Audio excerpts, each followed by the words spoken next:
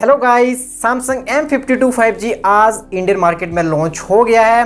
On the launch video तो आपको इसका मिल ही गया होगा, लेकिन उस वीडियो में सिर्फ 5 ऐसे रीजन मैंने आपको बताए थे जिनकी वजह से उस स्मार्टफोन को कंसीडर करना चाहिए। लेकिन इस वीडियो में इसका एक फुल रिव्यू तो हम करेंगे ही, साथ ही 5 ऐसे रीजन भी आपको बताने वाला हूं जिनकी वजह से ये स्मार्टफोन हमें लीड कर सकता है कि हम इसे ना खरीदें। तो बिना टाइम वेस्ट किए इस इंटरेस्टिंग वीडियो को शुरू करते हैं।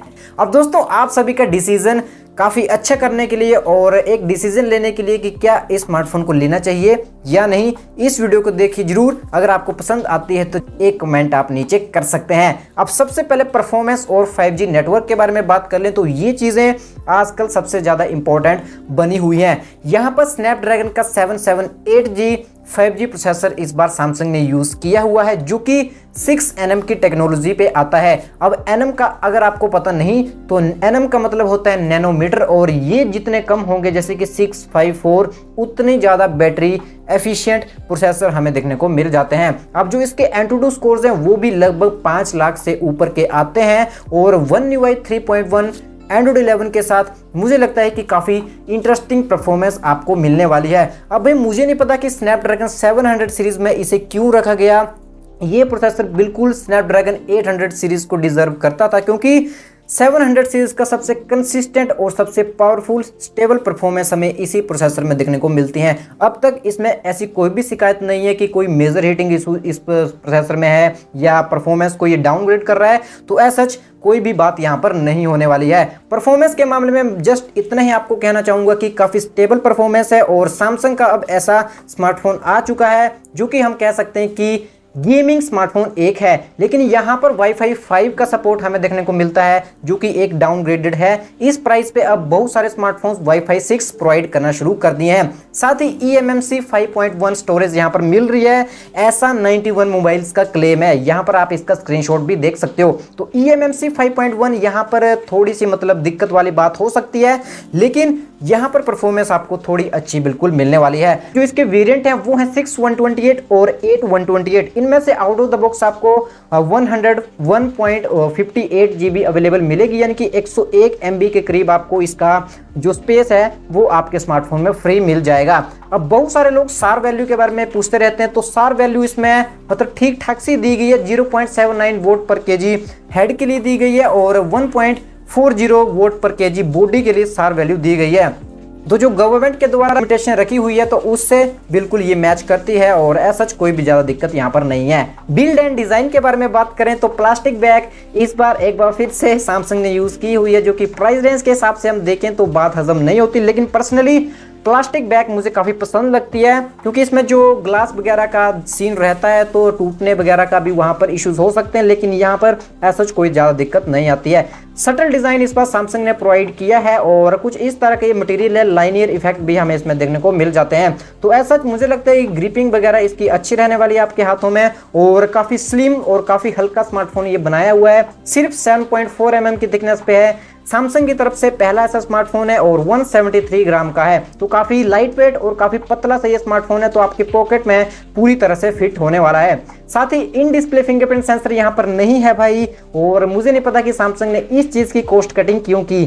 साइड माउंटेड फिंगरप्रिंट सेंसर यहाँ पर प्रोवाइड किया गया है, सिंगल स्पीकर है, और सिर्फ 3.5 mm का सपोर्ट भी यहाँ पर हमें नहीं मिलता है। तो भाई ये जो है एक काफ़ी मतलब हजम होने वाली बात नहीं है कि 3.5 mm सैमसंग ने प्रोवाइड क्यों नहीं किया। तो अब ये बात सैमसंग ही जाने। अगर आपकी ये प्रायोरिटी है तो मुझे नहीं लगता कि टाइप सी पोर्ट को आप यूज़ कर सकते हो एज आ 3.5 mm जैक। डिस्प्ले के बारे में बात करें, 6.7 इंचेस का full HD plus super AMOLED panel इसके साथ प्रोवाइड किया गया है, और कॉर्निंग गोरिल्ला ग्लास 5 की प्रोटेक्शन भी हमें इस स्मार्टफोन के साथ देखने को मिल जाती है। 120 हर्ट्ज का रिफ्रेश रेट जो कि इस स्मार्टफोन की खासियत अभी बनी हुई है, लेकिन टच सैम्पलिंग रेट को हर बार की तरह सैमसंग ने अभी भी हाईलाइट नहीं किया या बताया नहीं है कि कितना टच सैम्पलिंग रेट है। तो कुछ इस तरह के इसके डिस्प्ले की सर्टिफिकेशन है, और वाइड वाइन L1 का सपोर्ट भी आपको यहाँ पर देखने को मिल जाएगा। इससे ज़्यादा तो सैमसंग ने यहाँ पर कुछ भी रिवील नहीं किया हुआ है। बैटरी के बारे में बात करें, 5000 mAh की बैटरी है और 25 वोट चार्जिंग का सपोर्ट भी आपको यहाँ पर मिल जाता है। अब कुछ लोगों का कहना है कि भाई इसमें 15 वोल्ट ही मिलेगा बॉक्स के अंदर और 25 वोल्ट के लिए अलग से चार्जर परचेज करना पड़ेगा। वो बात तो आप परचेज करने के टाइम इसके स्पेक्स वगैरह चेक कर सकते हैं, लेकिन अगर 15 वोल्ट हुआ तो ये मतलब बात थोड़ी सी डाउनग्रेड वाली हो जाएगी। लेकिन 25 वोल्ट का सपोर्ट यहाँ पर सैमसंग ने बिल्कुल दिया हुआ है। सॉफ्टवेयर के बारे में बात कर लें, One UI 3.1 out of the box ये स्मार्टफोन चलता है।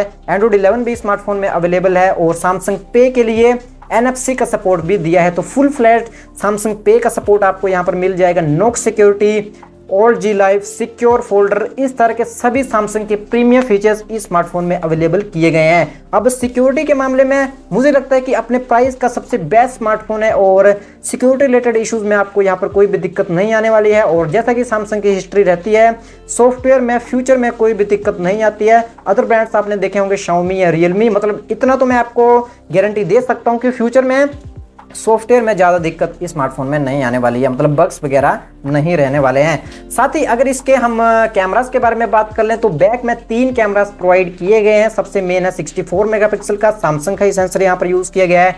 12 मेगापिक्सल का अल्ट्रा वाइड और 5 मेगापिक्सल का मैक्रो लेंस सैमसंग ने प्रोवाइड किया है। तो अगर हम स्पेसिफिकेशन देखें तो मतलब जस्टिफिकेशन वाली हैं, ऐसा कोई भी फालतू का कैमरा सैमसंग ने यहाँ पर यूज़ नहीं किया हुआ है। फ्रंट के बारे में बात करें तो 32 मेगापिक्सल की सेल्फी प्रोवाइड की गई है। बैक कैमरा से 4K 30 FPS आप मैक्स वीडियोस रिकॉर्ड कर सकते हो और 1080p के बारे में यहाँ पर कुछ भी पता नहीं है कि 60 FPS है या नहीं, लेकिन अगर आप परचेज करने की सोच रहे हो तो एक बार जरूर 60 FPS चेक कर लेना, यहाँ पर आप ये चीज कंफर्म कर सकते हैं। साथ ही एक चीज और यहाँ पर मैं ऐड करना चाहूंगा कि 4GB तक रैम एक्सपेंशन का फीचर यहाँ पर अवेलेबल है, जिसे कि सैमसंग रैम प्लस बोलता है। तो जो अभी ट्रेंड में रैम एक्सटेंशन वाला फीचर चल रहा है वो इसमें अवेलेबल है। और कैमरा में सिंगल टेक और भी बहुत सारे फीचर्स इस तरह के हमें देखने को मिल जाते हैं। तो ये चीज आप बिल्कुल माइंड में रख सकते हैं।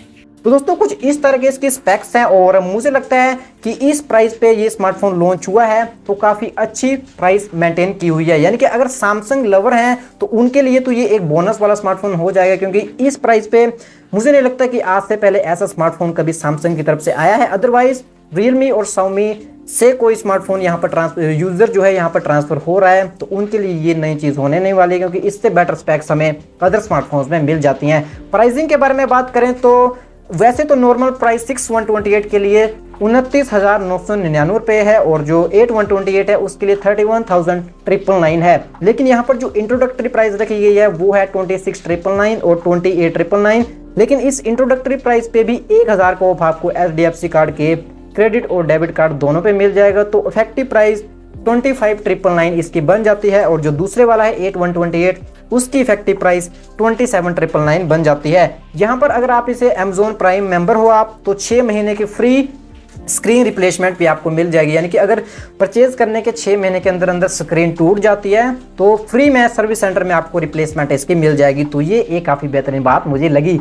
अब 5 ऐसे रीजन बताऊंगा जिनकी वजह से इस स्मार्टफोन को आपको पिक करना चाहिए। सबसे पहला दोस्तों डिस्प्ले, इस बार काफ़ी अच्छा एमोलेड डिस्प्ले सैमसंग ने प्रोवाइड किया है। यहाँ पर एमोलेड प्लस बताया जा रहा है और 120 हर्ट्ज का रिफ्रेश भी प्रोवाइड किया गया है। साथ ही कॉर्निंग गोरिल्ला ग्लास 5 की प्रोटेक्शन भी हमें देखने को मिल जाती है। साथ ही सॉफ्टवेयर सपोर्ट यहाँ पर सैमसंग का काफ़ी अच्छा है। आप जानते ही हैं सिक्योरिटी के मामले में सैमसंग सबसे बेस्ट है। सैमसंग पे, सैमसंग नॉक सिक्योरिटी, इसी के साथ ही जो सैमसंग की सिक्योर फोल्डर है या ऑल जी लाइफ है, इस तरह के सभी फीचर्स मिल जाएंगे। और 2 साल तक एंड्रॉइड के अपग्रेड्स, 4 साल तक सिक्योरिटी पैचेस आपको इस स्मार्टफोन में मिलने वाले हैं। तो अगर सॉफ्टवेयर वाइज हम देखें तो ये एक फ्यूचर रेडी स्मार्टफोन बिल्कुल है।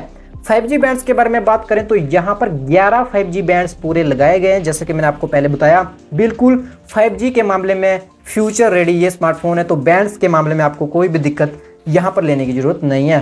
परफॉर्मेंस जो हर बार सैमसंग की कमी रहती थी वो इस बार मुझे लगता है कि पूरी हो गई है। और इसी के साथ ही नॉक सिक्योरिटी को हम बिल्कुल भी भूल नहीं सकते।